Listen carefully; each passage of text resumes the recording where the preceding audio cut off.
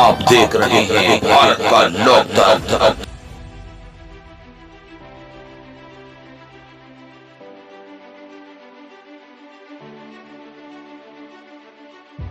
लक्सर युवराज palace में पहुंचे DIG Ashok Kumar, जहां जनता से रूबरू होते हुए डीआईजी साहब ने लोगों के विचार सुने और जनता ने अपने अपने अंदाज में अपनी अपनी समस्याएं रखी।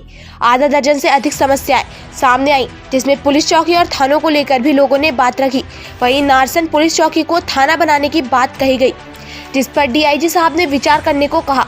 वहीं लोगों ने कुछ के शव को लेकर भी अपनी समस्या रखी। उस पर डीआईजी साहब ने कहा कि जल्द ही जांच कर मामले को हल कर लिया जाएगा और उन लोगों के कुर्की वारंट जारी कराकर उनके घर की कुर्की की जाएगी। इसके अलावा लोगों ने यह भी कहा कि नारसन बॉर्डर पर कोई अपराधी अपराध कर भाग जाता है, उसको पकड़ने के लिए वहां गाड़ी होनी चाहिए, जिस पर डीआईजी की ओर से कहा गया कि जल्द ही गाड़ी मुहैया करा दी जाएगी। वहीं समाजसेवी लोगों ने आवाज बुलंद की और कहा कि कुछ मामलों में अपराधी बच जाते हैं और शिकायतकर्ता की शिकायत पूरी नहीं सुनी जाती। इस पर उन्होंने कहा कि ऐसा नहीं होना चाहिए और ईमानदारी के साथ पुलिस अपना काम करे और सच्चाई का सहयोग करे।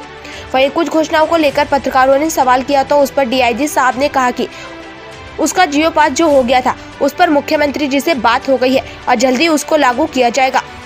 इसके अलावा उन्होंने कहा कि जनता संवाद के लिए हर 3 महीने में पुलिस चौकी और थानों में जनता संवाद होना चाहिए ताकि समस्याओं का निस्तारण समय पर किया जाए।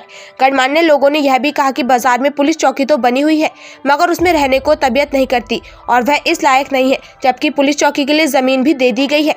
वहाँ से पुलिस चौकी को दूसरी जगह शिफ्ट कर देनी चाहिए। उस पर कांग्रेसी नेता ने कहा कि 1.25 लाख रुपए देने को मैं अपनी ओर से तैयार हूं, जो कांग्रेस सेवा दल की तरफ से दिए जाते हैं और हमारे 2 नेता विधायक स्टेज पर विराजमान है।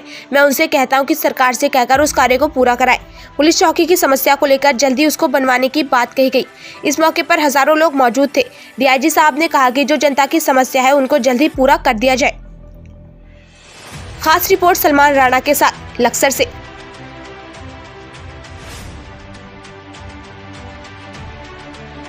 श्री अशोक जी, तमाम अधिकारीगण जो मंच पर आसीन हैं और सम्मान के लायक हमारे अति सम्मानित क्षेत्रवासी पूरे जनपद से जो आए हैं, डीआईजी साहब, एसएसपी साहब, एसपी व्यास साहब, हमारे खानपुर के लोकप्रिय विधायक भाई प्रणव सिंह जी, नगर के चेयरमैन अमरीश गर्ग जी, सम्मानित जनप्रतिनिधिगण, बुजुर्गों, साथियों और पत्रकार बंधुओं, आज ये जन संवाद कार्यक्रम रखा गया है जिसमें मुख्य अतिथि के रूप लड़की बड़ी वाली 17 साल की और छोटी वाली मतलब दोनों बराबर की हो रही।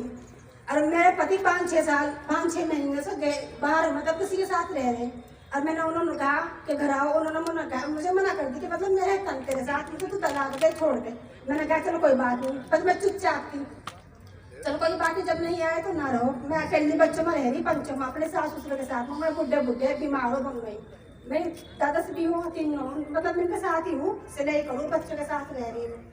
पर अब जो कह रहे थोड़ी सी जमीन मेरे ससुर ने मुझे लेकर दी थी कि ऊपर नसीब मरा ऐसा ही, मतलब मेरे पति पहले से ऐसे और मुझे कुछ होगा फिर न लौटा तो ब्याह कर दिए। पर अब जाए मैंने करना हुआ खुद नहीं अपनी मेहनत से। अब जब वो कह रही होगी कि बेच दे, अब जमीन भी बेच रहे और मैं कह रही कि बच्चों ना जमीन ना बेचो। और गाँव में जा रहे कभी किसी से चोरी छुप को बेचना चाह रहे। मेरी जमीन मांग रहे थे पर मांग रहे, बिल्कुल भी मांग नहीं रहे। लोग कह जमीन बेचूंगा और नहीं मेरे से बात करो फोन पर भी, मुझे मैं तुझे मारूंगा, तेरे बच्चों को भी मारूंगा, मतलब धमकी दे रहे बहुत ही। ठीक है ना, तो वो कोशिश है कि इसको पैचअप कराया जाए। तो हमने ये कहा कि मैक्सिमम 3 काउंसलिंग होंगी, 3 से ज़्यादा नहीं होगी। अगर कहीं हो रही है तो मेरे संज्ञान में लाया जाए। 3 काउंसलिंग में अगर सुलझा हो जाता है मामला तो सुलझ जाना चाहिए।